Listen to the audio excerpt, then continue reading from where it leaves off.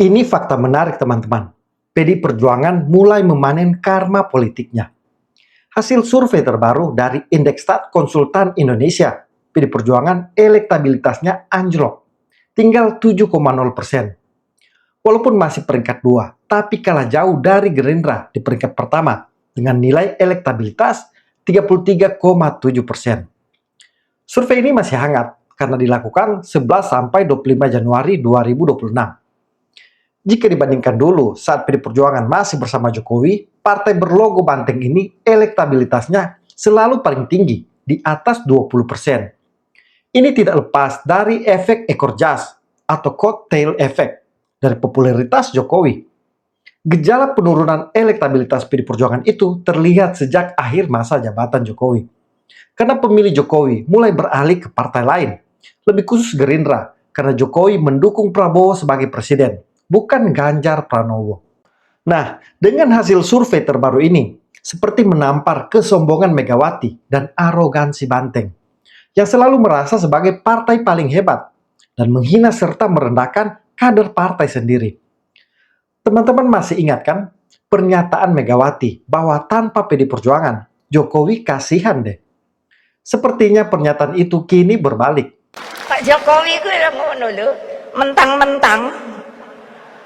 Lah iya, padahal Pak Jokowi kalau nggak ada PDI Perjuangan juga, aduh kasihan dah.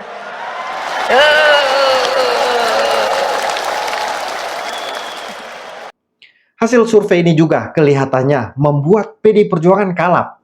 Mereka bingung untuk kembali merebut hati rakyat. Karena mereka tidak lagi punya tokoh populis dan populer selevel Jokowi. Yang ketika turun disambut antusias banyak masyarakat. Bahkan setelah tidak lagi jadi presiden, rumah Jokowi di Solo hampir setiap hari selalu dikerumuni rakyat dari berbagai pelosok. Faktanya, Megawati sendiri sebagai Ketua Umum PDI Perjuangan tidak bisa menyaingi popularitas dan tingkat kesukaan terhadap Jokowi. Fakta ini tidak bisa dibantah PDI Perjuangan. Saya menduga kekalapan melihat hasil survei ini yang membuat PDI Perjuangan mulai menyerang pemerintah Prabowo Gibran. Dengan harapan mereka bisa kembali mendapatkan perhatian publik yang kemudian bisa menaikkan elektabilitas partai. Megawati pun seperti mengingkari janjinya untuk mendukung pemerintahan Prabowo setelah Hasto Kristianto sekjennya dapat amnesti.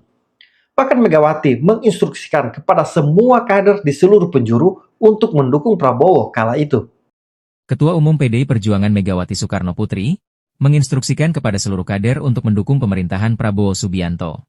Hal ini disampaikan Ketua DPP PDIP, Dedi Yefri Sitorus di Bali pada Kamis, 31 Juli 2025. Sementara itu pada hari yang sama, DPR RI memberikan persetujuan permohonan pemberian amnesti terhadap Sekjen Hasto Kristianto sebagai terpidana kasus dugaan suap pergantian antar waktu untuk anggota DPR Harun Masiku dan perintangan penyidikan. Tapi janji itu tinggal janji. Megawati dan elit partainya mulai tampil menyerang program-program Prabowo, salah satunya MBG.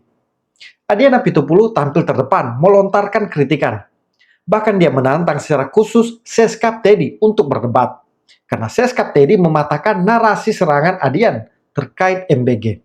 Yang tadi sudah dijelaskan bahwa apa yang disampaikan oleh beberapa pejabat negara seolah-olah anggaran MBG ini merupakan buah dari efisiensi, bukan diambil dari anggaran pendidikan. Dalam faktanya, menurut Undang-Undang Nomor 17 Tahun 2025 tentang APBN 2026, Pasal 22, bagian penjelasan disebutkan dengan jelas bahwa pendanaan operasional penyelenggaraan pendidikan termasuk program makan bergizi pada lembaga yang berkaitan dengan penyelenggaraan pendidikan baik umum maupun keagamaan. Artinya kita memahami undang-undang itu antara pasal dan penjelasan adalah satu bagian. Ketika kita tidak mendapatkan pemahaman utuh di batang tubuh, kita bisa mencarinya di penjelasan. Penjelasannya demikian. Penjelasan ini kemudian dikuatkan oleh peraturan presiden. Saya ingin meluruskan pemahaman dan narasi yang keliru tentang apa.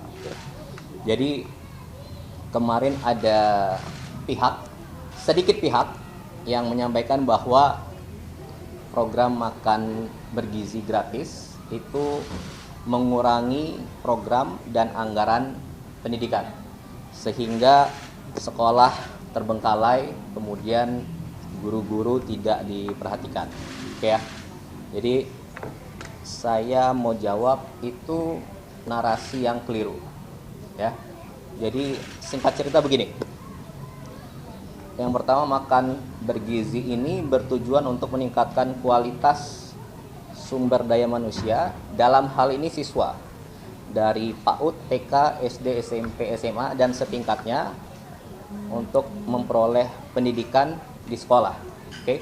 Kemudian anggaran pendidikan ini sudah disepakati bersama oleh DPR, pemerintah, termasuk Badan Anggaran DPR tahun lalu pada September kalau tidak salah, untuk digunakan di 2026, termasuk isi dan peruntukan dari anggaran pendidikan ini. Itu ya. Oke. Kemudian pertanyaannya adalah, apakah program makan bergizi ini mengurangi program pendidikan? Oke. Saya jawab tidak. Faktanya tidak ada program strategis pendidikan dari periode sebelumnya yang tidak berjalan sekarang. Tidak ada program dari periode sebelumnya yang dihentikan. Semuanya berjalan. Semuanya berjalan, bahkan ditambah. Yang menarik, Gerindra tidak tinggal diam. Lewat politisi seniornya, Habibur Rahman, Meskakmat langsung Adian. Bahkan Adian disuruh berdebat dengan dirinya sendiri terkait MBG. Karena Adian sebagai anggota DPR. Dan mungkin dia lupa dia turut menyetujui program MBG. Tapi sekarang seperti cuci tangan demi mencari perhatian publik. Sebaiknya Adian tantang debat Ketua Banggar atau dirinya sendiri soal APBN dan MBG. Daripada menantang debat Sekretaris Kabinet Teddy Indrawijaya, sebaiknya Adian Napitupulu menantang debat dahulu Ketua Badan Anggaran sekaligus rekan separtai beliau, Buya Said Abdullah. Atau lebih menarik lagi kalau Adian berdebat dengan dirinya sendiri selaku anggota DPR RI yang turut menyetujui APBN. Kita tahu bahwa Buya Said Abdullah secara jelas membenarkan pernyataan Seskap Teddy Indrawijaya bahwa anggaran MBG dibahas dan disetujui bersama antara pemerintah dan DPR sejak 2025 dan 2026 sebagaimana tertuang dalam Undang-Undang APBN. Seluruh fraksi bulat termasuk Adian Napitupulu menyetujui Undang-Undang APBN tahun 2025 dan 2026 yang di dalamnya menganggarkan MBG. Nilai politisi ada pada keberpihakan kepada rakyat kecil serta konsistensi sikap dan ucapan. Jangan karena nafsu cari panggung membuat kita membabi buta. Secara faktual, masuknya MBG di anggaran pendidikan memang memiliki alasan yang kuat, yakni karena penerima MBG adalah siswa yang menjadi bagian terpenting dalam sistem pendidikan. Selain itu, tidak ada alokasi lebih penting yang dihapus untuk penganggaran MBG. Yang ada adalah menghapus kegiatan-kegiatan yang tidak efisien dan rawan korupsi di sektor tersebut. MBG adalah program terbaik dan sangat berguna untuk anak-anak kita. Hal ihwal persetujuan anggaran sudah berlalu karena sudah kita sepakati. Tinggal sekarang kita awasi pelaksanaannya agar tidak terjadi penyimpangan. Sebaiknya Adian tantang debat Ketua Banggar atau dirinya sendiri soal APBN dan MBG. Daripada menantang debat Sekretaris Kabinet Teddy Indrawijaya, sebaiknya Adian Napitupulu menantang debat dahulu Ketua Badan Anggaran sekaligus rekan separtai beliau, Buya Said Abdullah. Atau lebih menarik lagi kalau Adian berdebat dengan dirinya sendiri selaku anggota DPR RI yang turut menyetujui APBN. Kita tahu bahwa Buya Said Abdullah secara jelas membenarkan pernyataan Seskap Teddy Indrawijaya bahwa anggaran MBG dibahas dan disetujui bersama antara pemerintah dan DPR sejak 2025 dan 2026 sebagaimana tertuang dalam Undang-Undang APBN. Seluruh fraksi bulat termasuk Adian Napitupulu menyetujui Undang-Undang APBN tahun 2025 dan 2026 yang di dalamnya menganggarkan MBG. Nilai politisi ada pada keberpihakan kepada rakyat kecil, serta konsistensi sikap dan ucapan. Jangan karena nafsu cari panggung, membuat kita membabi buta. Secara faktual, masuknya MBG di anggaran pendidikan memang memiliki alasan yang kuat, yakni karena penerima MBG adalah siswa yang menjadi bagian terpenting dalam sistem pendidikan. Selain itu, tidak ada alokasi lebih penting yang dihapus untuk penganggaran MBG. Yang ada adalah menghapus kegiatan-kegiatan yang tidak efisien dan rawan korupsi di sektor tersebut. MBG adalah program terbaik dan sangat berguna untuk anak-anak kita. Hal ihwal persetujuan anggaran sudah berlalu karena sudah kita sepakati. PDI Perjuangan memang seperti kehilangan arah dan bingung sendiri. Oposisi katanya bukan, tapi pendukung pemerintah juga bukan. Mereka jadi kehilangan arah, dan di akar rumput juga makin kehilangan pendukung. Makin banyak kader PDI Perjuangan yang keluar dan pindah ke partai lain. Yang menarik juga pernyataan dari politisi senior Sulvan Lindan, yang juga mantan petinggi PDI Perjuangan. Menurutnya, Prabowo sudah sangat baik dengan PDI Perjuangan dan Megawati, karena tipikal Prabowo merangkul. Tapi setelah Prabowo memenuhi semua permintaan Megawati, malah Prabowo dikhianati. Megawati sepertinya punya agenda tersendiri. Dia diduga menjadi marah lagi ketika salah satu orang dekatnya dicopot Prabowo, yaitu Budi Gunawan dari posisi Menko. Apapun yang diminta Ibu Megawati itu kan dikasih sama Prabowo. Satu, Ibu Mega minta Wisma Yaso dikembalikan. Dikasih kan? Kedua, minta rumah dikasih uang 200 miliar untuk rumah mantan Presiden Bung Karno. Buat kompensasi kan, dikasih kan? Uang pensiun. Terus dia minta bagaimana caranya Hasto bisa ikut kongres.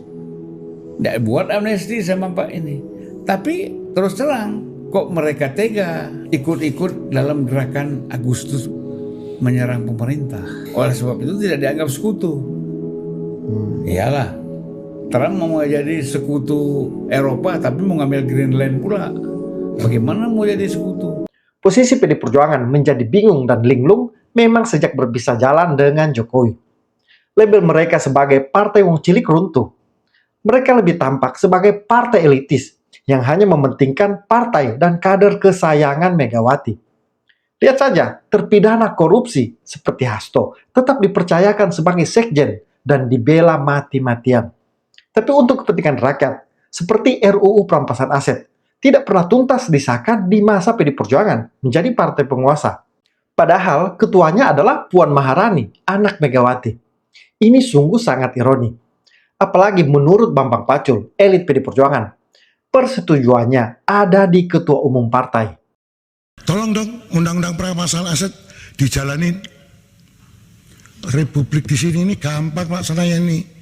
Lobbynya jangan di sini, Pak. Ini Korea ini semua menurut bosnya masing-masing. Di sini boleh ngomong galah, Pak. Bambang Pacul ditelepon, Ibu Pacul berhenti, siap. Ini laksanakan, Pak. Jadi 2 presiden pernah nanya sama saya, pembatalan uang kartal sama ini RUU ini yang mana ya, Pak Presiden? Kalau pembatalan uang kartal pasti DPR nangis semua. Kenapa? Masa dia bagi duit harus pakai e-wallet? E-walletnya cuma 20 juta lagi. Nggak bisa, Pak. Nanti mereka nggak jadi lagi. Oh gitu ya. Loh, saya terang-terangan ini. Gitu loh. Mungkin perampasan aset bisa, tapi harus bicara dengan para ketum partai dulu. Kalau di sini nggak bisa, nggak bisa. Teori saya. Jadi permintaan jenengan langsung saya jawab. Bambang Pacul siap kalau diperintah. Mana perintah nggak berani, Pak? Sama tuh? Ayo, itu kira-kira Pak Mahfud. Kebingungan juga tampak pada para elitnya seperti Adian Apitupulu, sehingga sempat viral video Adian berdebat dengan Adian. Ini menunjukkan bahwa PD Perjuangan itu memperjuangkan sesuatu hanya berdasarkan kepentingannya, bukan murni untuk rakyat. Banyak kejanggalan dari awal sampai akhir kok, memang nggak bisa kita pungkiri. Kalau KPU bilang nggak ada penggelembungan loh, kalau angkanya tambah besar tuh apa namanya? Ya penggelembungan. Kenapa sih tidak kita tunggu dulu sampai tanpa menuduh siapapun, tunggu sampai tanggal 22 tanpa harus menuduh KPU, tidak menuduh Bawaslu, tidak menuduh lembaga-lembaga lain, termasuk lembaga survei. Kalau MK nggak bisa dipercaya, oke, sudah diakui, KPU dan Sirekapnya nggak bisa dipercaya. Mau tidak mau, rakyat hanya bisa percaya dengan kekuatan dirinya sendiri. Penyelenggara ada, pengawas ada, pemantau independen ada, pemantau luar negeri ada, saksi dari setiap partai ada, dari saksi dari setiap calon presiden ada. Nah kalau kemudian semuanya dianggap nggak benar, lalu yang benar siapa? Sebentar dulu, artinya bahwa gini, kalau kemudian untuk 15.000 TPS saja bisa terjadi itu, mungkin nggak terjadi untuk 823.000 TPS yang lain? Bahwa setiap pemilu pasti tidak sempurna, iya. Dengan 800.000 TPS, dengan luas yang sangat luar biasa seperti sekarang, 17.400 pulau seperti sekarang, sebarannya sangat luas, akan ada yang tidak sempurna, itu pasti. Makanya kita akan pakai toleransinya nanti. Sekian, berapa persen sih curangnya dan berapa persen yang kemudian bisa toleransi. Salah ya salah saja. Mau jumlahnya 1, 2, 3, 4, 5, 6 ya salah-salah saja. Dia tidak menjadi benar ketika jumlahnya sedikit. Bahwa kemudian itu dijadikan sebagai argumentasi untuk memaklumi, menurut saya itu persoalan pertanggungjawaban negara terhadap rakyat. Kalau kemudian pemilu ini sudah selesai lalu mau dibatalkan, dan segala macam yang sudah menang lain, itu bagaimana? Masih mau diulang terus pasang spanduk lagi, bikin kaos lagi, pasang stiker lagi gitu? Janganlah, kasihan juga. Artinya janganlah kemudian dikorbankan teman-teman kita yang nyalek lagi hanya untuk ambisi satu dua orang saja. Hargai keringat mereka. Rakyat nih bingung, partai-partai bingung. Ketemu kecurangan pemilu, ngaduinnya kemana? Maksudnya kalau menang tidak curang, kalau kalah curang. Kebingungan juga tampak pada Hasto ketika menyerang Prabowo dengan alasan HAM. Padahal di saat Megawati berpasangan dengan Prabowo, Hasto tidak pernah menyinggung soal isu HAM. Di dalam materi tentang HAM itu sangat jelas. Basisnya dari ideologi Pancasila, sila ketuhanan, sila kemanusiaan, sila kerakyatan, sila menyelesaikan masalah dengan demokrasi, bukan dengan kekerasan. Maka jangan sampai republik dipimpin oleh orang yang punya rekam jejak pelanggaran HAM. Apalagi ada pasangan calon yang tidak memasukkan terkait HAM ini di dalam programnya. Pak Ganjar Mahfud menjadikan komitmen terhadap HAM ini sebagai panggilan jiwanya. Karena memang nilai-nilai kemanusiaan itu sangat penting. Mencintai rakyat, mencintai tanah air, mencintai pertiwi. Itu bagian dari komitmen yang ditunjukkan. Sementara yang di sana masih malu-malu karena masa lalu.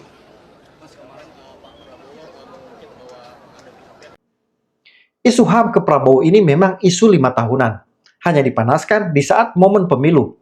Karena faktanya, memang Prabowo tidak pernah dihukum atas dugaan pelanggaran HAM. Kalau dianggap bahwa Pak Prabowo memiliki dosa hak asasi manusia, ya memang iya kok. Terlibat dengan penculikan, ya. Karena itulah Pak Prabowo kemudian dipecat dari TNI. Ini kan fakta sejarah. Betul. Masalahnya apakah kita mau melihat hal ini sebagai isu tentang hak asasi manusia, atau hanya sebagai isu politik gitu. Udah. Di situ kalau Boleh saya jawab. Bang. Ya. Pertama, ya isu Pak Prabowo pelanggar HAM ini kan isu kaset rusak yang diulang setiap 5 tahun.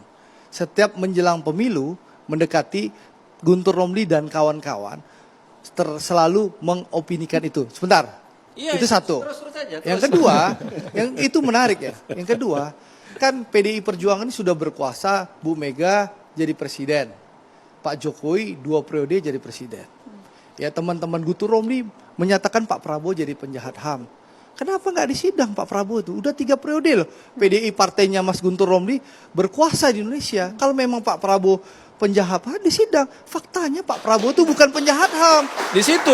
Sebentar.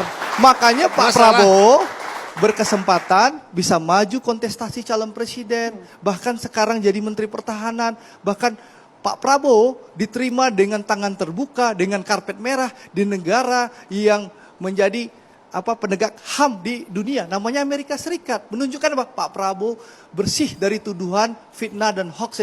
Pengamat politik Henry Satrio atau Hensat pun sudah membaca Megawati dan PD Perjuangan lagi mencari muka ke publik. Salah satu yang kentara saat Megawati tidak menghadiri undangan Prabowo untuk para mantan presiden dan wakil presiden untuk meminta masukan terkait isu penting yang dihadapi bangsa. Hanya Megawati yang tidak hadir. Alasannya pun lucu, karena ada agenda partai. Jadi menunjukkan Megawati memang hanya mementingkan kepentingan partai, bukan kepentingan negara ataupun publik. Kegamangan PD Perjuangan saat ini memang menjadi gambaran apa yang akan terjadi di 2029 nanti.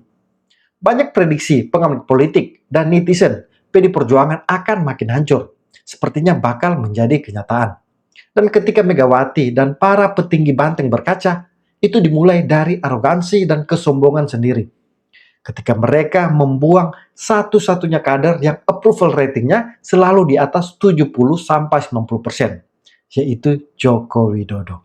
Hanya saya juga aneh kenapa PDI Perjuangan tidak pada posisi itu. Kalau saya menurut saya aneh dan ya. Anehnya di mana Pak Luhut? Ya kenapa dia tidak mau melanjutkan program itu kan sukses story-nya PDIP juga kan karena Pak Jokowi. Kita harus jujur itu. Jangan menaifkan itu. Bahwa PDIP yang membuat Pak Jokowi jadi presiden, yes. Tapi Pak Jokowi kan membangun dirinya lagi sendiri, menjadi satu kekuatan tersendiri. Ada approval rating 82%, tinggal 1 tahun presidensinya. Jadi nggak lemdak ya? Bukan lemdak. Okay. Nah, kalau saya, if I were PDIP, saya akan capitalize sebenarnya. Tapi saya lihat beda. Ya sudah, urusan dia lah itu. Karena masih ada personal nih, sulit bersatu dengan Bu Megawati Soekarno Putri. Nggak ada. Saya apa urusan saya dengan Ibu Mega? Nggak ada. Saya nggak pernah kerja sama beliau. Saya nggak pernah di bawah dia. Apa yang salah sama saya? Ibu bapak saya itu PNI asli loh. PNI asli. Nah, saya bilang sama teman PDIP, ya kalian aja yang yang nggak peka. Nah, orang-orang minoritas seperti saya pastilah partainya itu PDIP. Dasarnya ya. Tapi dalam perjalanan lain kalau lihat orang yang nunggangin yang mengawain PDIP-nya juga nggak jelas, ngapain kita dukungnya orang yang nggak jelas? Sekarang maksudnya mengawangi nggak jelas tuh gimana? Ya artinya membawa kepada arah yang menurut kita ya, mungkin menurut mereka tempat yang jelas, tapi kalau menurut saya nggak jelas. Kalau kamu mau bikin baru lagi, saya udah bilang berkali-kali, nggak bisa. Udahlah, saya bukan mau sombong. Nggak banyak orang seperti saya yang mampu mengkonsolidasikan seperti ini, nggak banyak lah. Teman-teman, itulah informasi yang bisa saya share di video kali ini. Kalau dirasa bermanfaat, jangan lupa komen, like, dan bagikan. Terima kasih. Salam kontra narasi.